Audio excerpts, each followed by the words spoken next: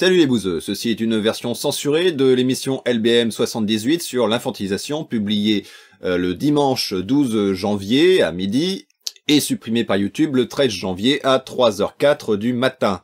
Le prétexte est l'incitation à la haine, alors je ne sais pas du tout à quoi précisément ils font référence, il n'y a pas de précision plus sur l'incitation à la haine. Constatant que dans leur liste possible d'incitation à la haine, il y a l'âge, alors je me dis que peut-être ils ont pas trop apprécié mes gags d'humour noir sur les enfants, vu qu'en ce moment YouTube semble être un petit peu à fond dans la protection des enfants. Alors je précise que pourtant mes paramètres de la chaîne sont réglés de telle façon que cette chaîne n'est pas conçue pour les enfants. Quoi qu'il en soit, j'ai fait donc ce réupload, j'ai fait appel mais je fais quand même tout de suite un réupload. En supprimant les gags qui pourraient peut-être être à l'origine de ce problème. Donc à chaque fois qu'il y a un bip, c'est que j'ai supprimé un gag. Voilà. Bon, j'espère que tous les médias vont me soutenir face à cette censure du politiquement correct qui restreint les auteurs de gauche. Valeurs Actuelles, Le Point. J'espère que vous... Non.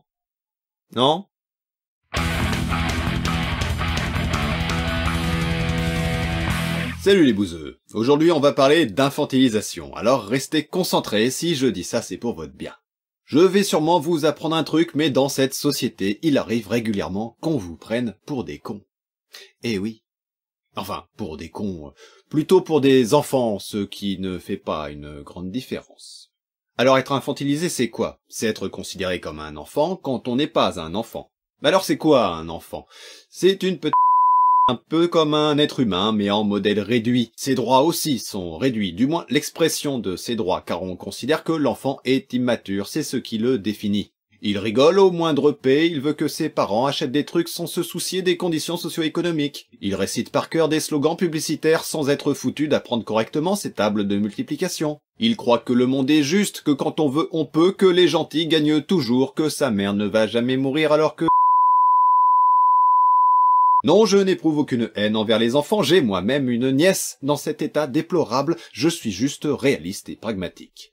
Bref, l'enfant n'a pas encore assez de savoir, d'expérience, de recul sur le monde pour pouvoir exprimer et appliquer au mieux son libre arbitre de manière consciente comme un apolitique de droite. L'enfant, il est pas fini, alors évidemment, parfois, c'est un peu quand ça arrange. Une gamine de 16 ans qui s'engage politiquement contre la crise climatique, elle devrait retourner à l'école et elle sait pas ce qu'elle dit et puis elle est sûrement manipulée par sa mère évidemment car les femmes...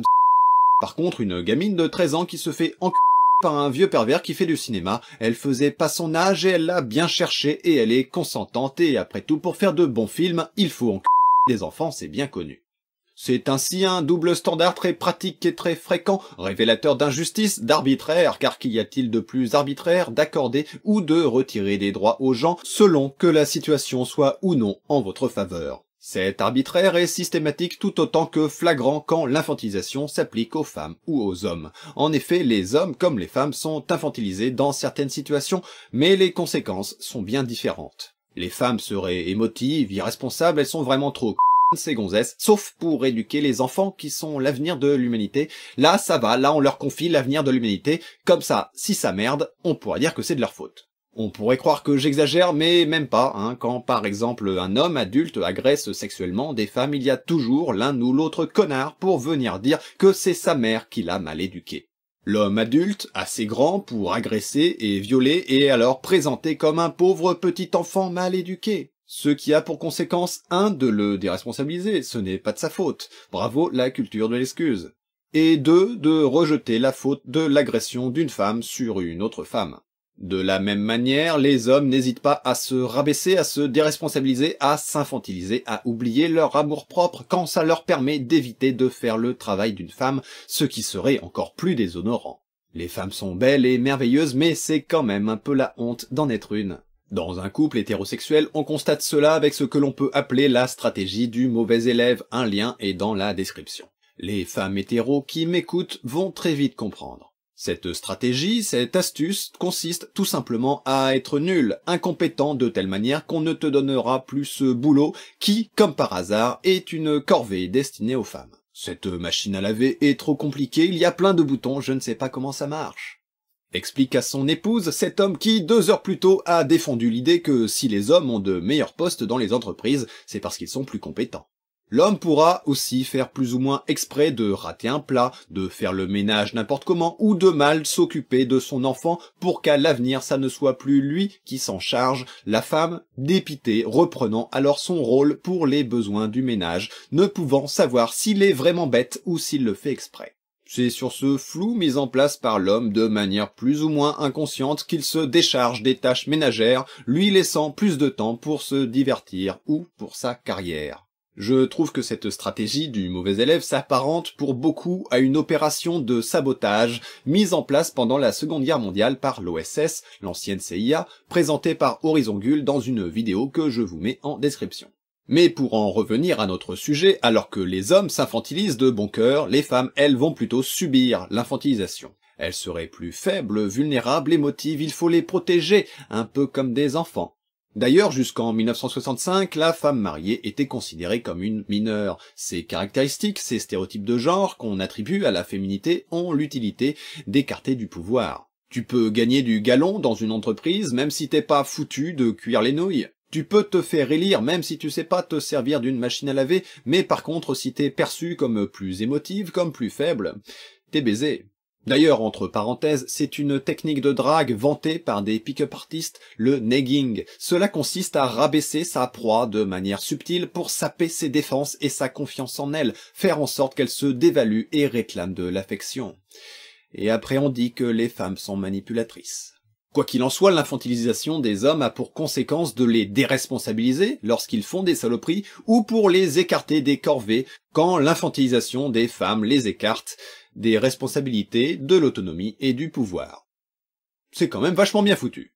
Dans une autre situation, parfois un enfant ou plus généralement un adolescent qui est une espèce d'enfant avec des poils ou d'adulte avec des boutons, on sait pas trop. L'adolescent lui-même ne sait pas grand-chose, sa principale répartie étant je sais pas.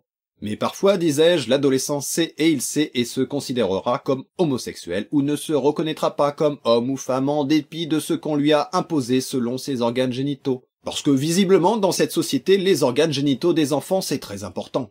Tout le monde doit savoir ce qu'un enfant possède entre les jambes. Oui, c'est important de savoir si c'est un garçon ou une fille, si cet enfant a une bite ou une chatte, dont la forme doit répondre aux standards, même si c'est obscène, c'est vulgaire, faut le cacher. Mais faut quand même savoir, paye ta logique.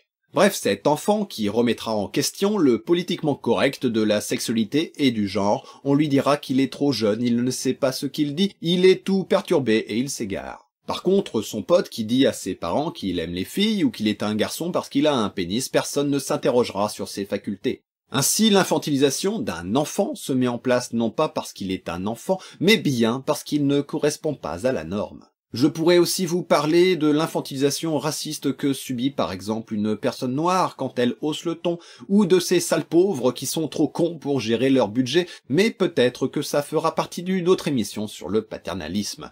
Après tout, nous avons déjà bien avancé aujourd'hui, tu as appris plein de trucs un peu compliqués, mais maintenant c'est l'heure de faire la sieste, alors viens dans mon lit que je veille sur ton sommeil.